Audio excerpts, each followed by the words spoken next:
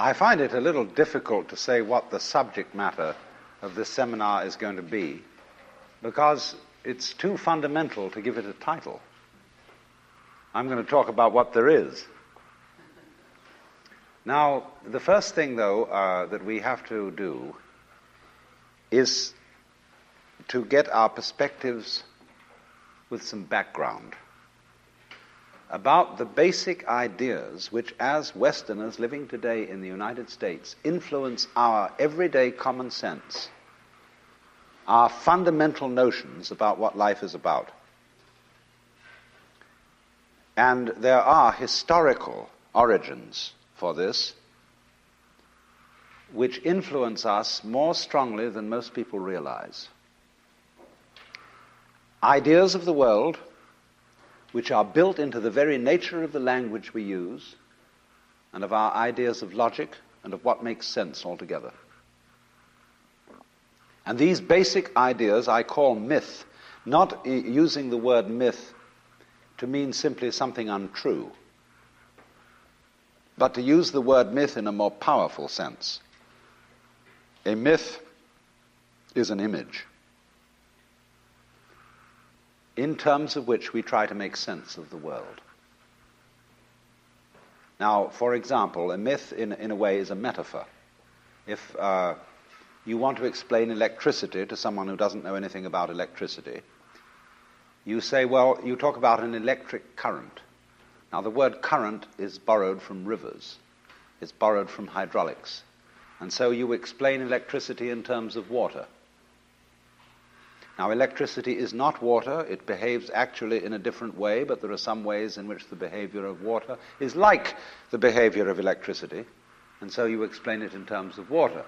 Or if you're an astronomer and you want to explain to people what you mean by an expanding universe and curved space, you say, well, it's as if you had a black balloon, and there are white dots on the black balloon, and those dots represent galaxies.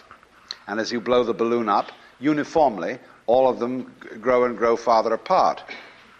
But you're using an analogy. The actual universe is not a balloon with white dots on it. So in the same way, we use these sort of images to try and make sense of the world, and we at present are living under the influence of two very powerful images, which are, in the present state of scientific knowledge, inadequate. And one of our major problems today is to find an adequate, satisfying image of the world. Well, that's what I'm going to talk about.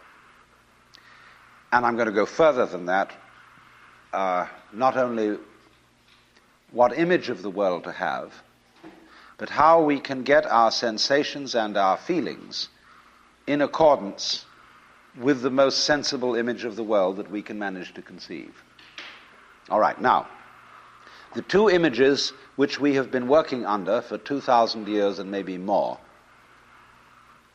are what I would call two models of the universe, and the first is called the ceramic model, and the second, the fully automatic model. The ceramic model of the universe is based on the book of Genesis, from which Judaism, Islam, and Christianity derive their basic picture of the world. And the image of the world in the book of Genesis is that the world is an artifact. It is made. As a potter takes clay and forms pots out of it, or as a carpenter takes wood and makes tables and chairs out of it. Don't forget, Jesus is the son of a carpenter, and also the Son of God. So the image of God and of the world is based on the idea of God as a technician, potter, carpenter, architect, who has in mind a plan and who fashions the universe in accordance with that plan. So basic to this image of the world is the notion, you see, that the world consists of stuff, basically. Primordial matter, substance, stuff. as pots are made of clay. Now, clay by itself has no intelligence. Clay does not of itself become a pot, although a good potter may think otherwise. Because if you were a really good potter, you don't impose your will on the clay. You ask any given lump of clay what it wants to become, and you help it to do that. And then you become a genius. But the ordinary idea I'm talking about is that simply clay is unintelligent. It's just stuff. And the potter imposes his will on it and makes it become whatever he wants. And so in the book of Genesis, the Lord God creates Adam out of the dust of the earth. In other words, he makes a clay figurine, and then he breathes into it, and it becomes alive. Because the clay becomes informed. By itself it is formless, it has no intelligence, and therefore it requires an external intelligence and an external energy to bring it to life and to put some sense into it. And so in this way, we inherit a conception of ourselves as being artifacts, as being made, and it is perfectly natural in our culture for a child to ask its mother, how was I made? Or who made me? And this is a very, very powerful idea, but for example, it is not shared by the Chinese or by the Hindus. A Chinese child would not ask its mother, how was I made? A Chinese child might ask its mother, how did I grow? Which is an entirely different procedure from making. You see, when you make something, you put it together, you arrange parts, or you work from the outside to the in, as a sculptor works on a stone, or as the potter works on clay. But when you watch something growing, it works in exactly the opposite direction. It works from the inside to the outside. It expands, it burgeons, it blossoms, and it happens all over itself at once. In other words, the original simple form, say, of a living cell in the womb, progressively complicates itself. And that's the growing process, and it's quite different from the making process. But we have thought historically, you see, of the world as something made, the idea being that trees, for example, are constructions, just as tables and houses are constructions. And so there is, for that reason, a fundamental difference between the made and the maker. And this image, this ceramic model of the universe, originated in cultures where the form of government was monarchical, and where, therefore, the maker of the universe was conceived also at the same time in the image of the king of the universe. King of kings, Lord of lords, the only ruler of princes, who dost from thy throne behold all dwellers upon earth. I'm quoting the Book of Common Prayer. And so all those people who are oriented to the universe in that way feel related to basic reality as a subject to a king. And so they are on very, very humble terms in relation to whatever it is that works all this thing. I find it odd in the United States that people who are citizens of a republic have a monarchical theory of the universe. Because we are carrying over from very ancient Near Eastern cultures the notion that the Lord of the universe must be respected in a certain way. People kneel, people bow, people prostrate themselves. Because, and you know what the reason for all that is, that nobody is more frightened of everybody else than a tyrant. He sits with his back to the wall, and his guards on either side of him. And he has you face downwards on the ground because you can't use weapons that way. When you come into his presence, you don't stand up and face him because you might attack. And he has reason to fear that you might because he's ruling you all. And the man who rules you all is the biggest crook in the bunch. Because he's the one who's succeeded in crime. The other people are pushed aside because the criminals, the people we lock up in jail, are simply the people who didn't make it.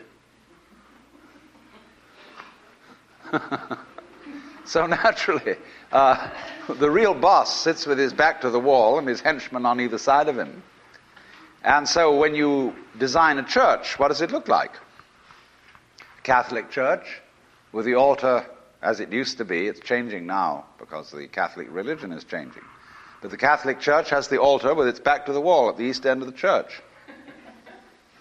And there, the altar is the throne, and the priest is the chief vizier of the court, and he is making obeisance to the throne in front, but there is the throne of God, the altar.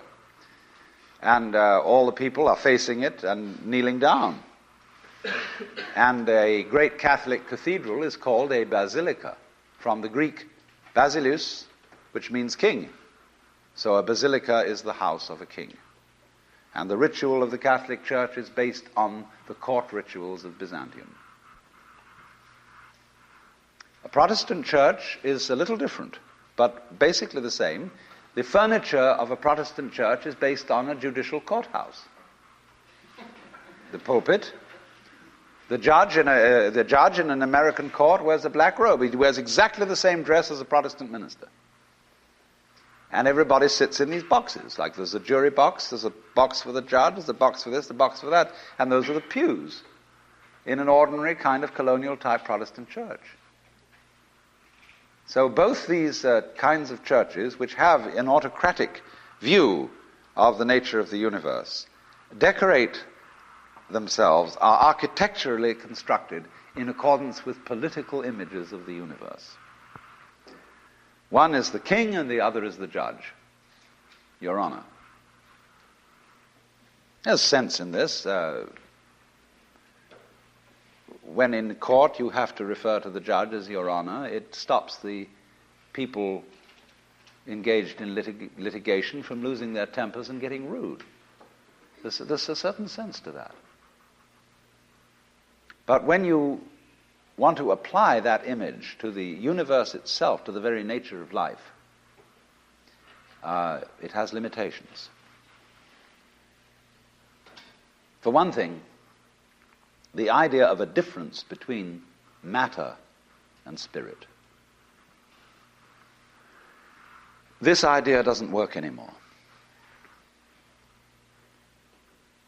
Long, long ago, physicists stopped asking the question, what is matter? They began that way. They wanted to know, what is the fundamental substance of the world? And the more they asked that question, the more they realized they couldn't answer it. Because if you're going to say what matter is, you've got to describe it in terms of behavior. And that is to say, in terms of form, in terms of pattern. You tell what it does. You describe the smallest shapes of it that you can see. Do you see what happens? You look, say, at a piece of stone, and you want to say, well, what is this piece of stone made of? Well, you take your microscope, and you look at it, and instead of just this block of stuff, you see ever so many tinier shapes, little crystals. So you say, fine, so far so good. Now, what are these crystals made of? And you take a more powerful instrument, and you find that they are made of molecules. And then you take still more powerful instruments to find out what the molecules are made of, and you begin to describe atoms, electrons, protons, mesons, all sorts of subnuclear particles. But you never arrive at the basic stuff. because there isn't any. What happens is this: stuff is a word for the world as it looks when our eyes are out of focus, fuzzy. Stuff, the idea of stuff is that it's undifferentiated, it's some kind of a goo. And when your eyes are not in sharp focus, everything looks fuzzy.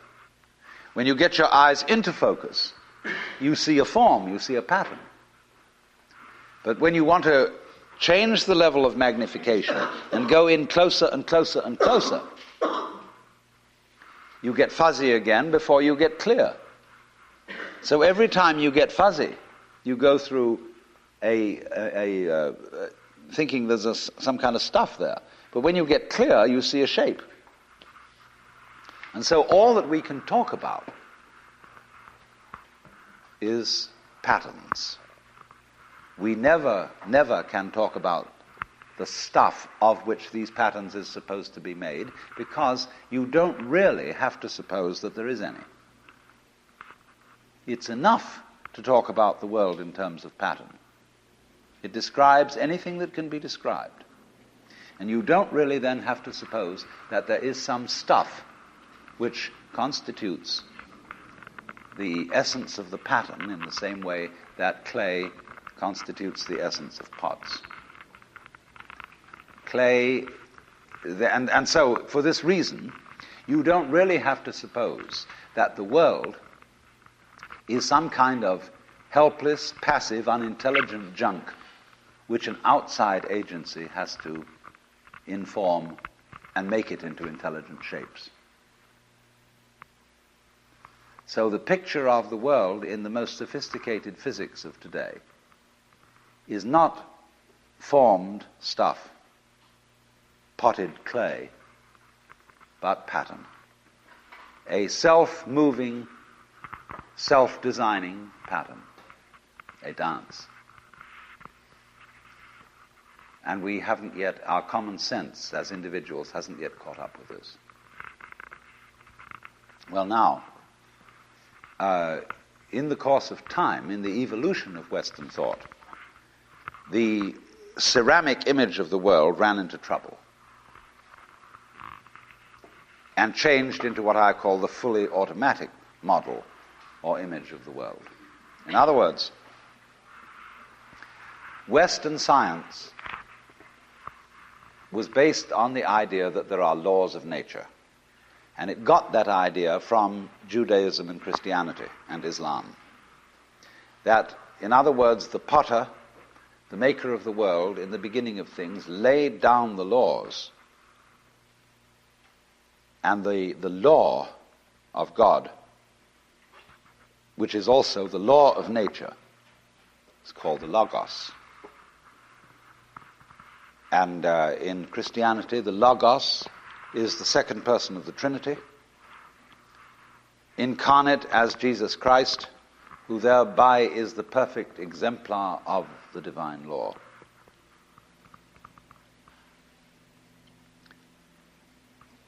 So we have tended to think of all natural phenomena as responding to laws, as if, in other words, the laws of the world were like the rails on which a streetcar or a tram or a train runs. And these things exist in a certain way, and all events respond to these laws. You know that limerick, there was a young man who said, "Damn, for it certainly seems that I am a creature that moves in determinate grooves. I'm not even a bus, I'm a tram."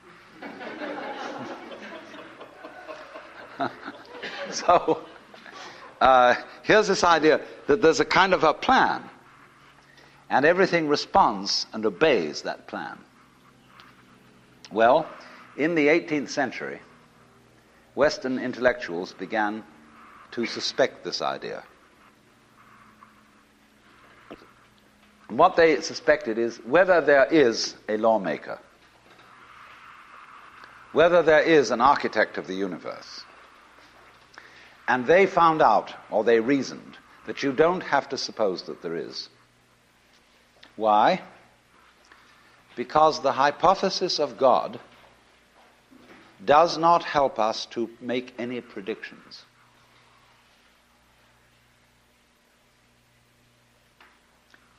nor does it, in other words, let's put it this way. If the business of science is to make predictions about what's going to happen, science is essentially prophecy. What's going to happen? By studying the behavior of the past and describing it carefully, we can make predictions about what's going to happen in the future. That's really the whole of science. And to do this, and to make successful predictions, you do not need God as a hypothesis. Because it makes no difference to anything. If you say everything is controlled by God, everything is governed by God, that doesn't make any difference to your prediction of what's going to happen. And so what they did was simply drop that hypothesis. But they kept the hypothesis of law. Because if you can predict, if you can study the past and describe how things have behaved, and you've got some regularities in the behavior of the universe, you call that law. Although it may not be law in the ordinary sense of the word, it's simply regularity. And so what they did was they got rid of the lawmaker and kept the law. And so they conceived the universe in terms of a mechanism. Something, in other words, that is functioning according to regular, clock-like mechanical principles. Newton's whole image of the world is based on billiards. The atoms are billiard balls, and they bang each other around. And so your behavior, every individual therefore is defined as a very, very complex arrangement of billiard balls, being banged around by everything else. And so behind the fully automatic model of the universe is the notion that reality itself is, to use the favorite term of 19th century scientists, blind energy. In, say, the metaphysics of Ernst Haeckel and T.H. Huxley, the world is basically nothing but energy. Blind, unintelligent force. And likewise, in parallel to this, in the philosophy of Freud, the basic psychological energy is libido, which is blind lust. And it is only a fluke. It is only as a result of pure chances that, resulting from the exuberance of this energy, there are people with values, with reason, with languages, with cultures, and with love. Just a fluke. Like, 1,000 monkeys typing 1,000 typewriters for 1,000,000 years will eventually type the Encyclopedia Britannica. And, of course, the moment they stop typing the Encyclopedia Britannica, they will relapse into nonsense. And so in order that that shall not happen, because you and I are flukes in this cosmos, and we like our way of life, we like being human, if we want to keep it, say these people, we've got to fight nature, because it'll turn us back into nonsense the moment we let it. And so we've got to impose our will upon this world as if we were something completely alien to it from outside. And so we get a culture based on the idea of the war between man and nature. And we talk about the conquest of space, the conquest of Everest. And the great symbols of our culture are the rocket and the bulldozer. The rocket.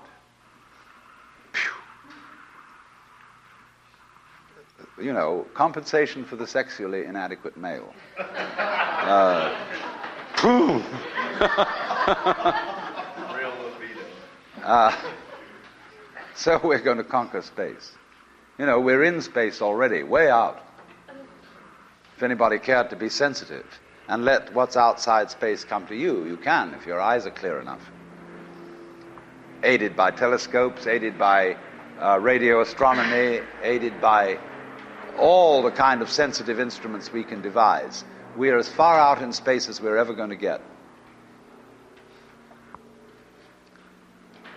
But, sensitivity isn't the pitch. especially in the WASP culture of the United States, we define manliness in terms of aggression. You see, because we're a little bit frightened as to whether we are really men.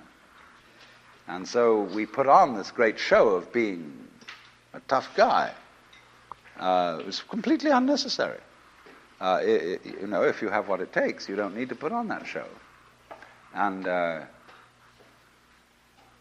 you don't need to beat nature into submission. Why be hostile to nature?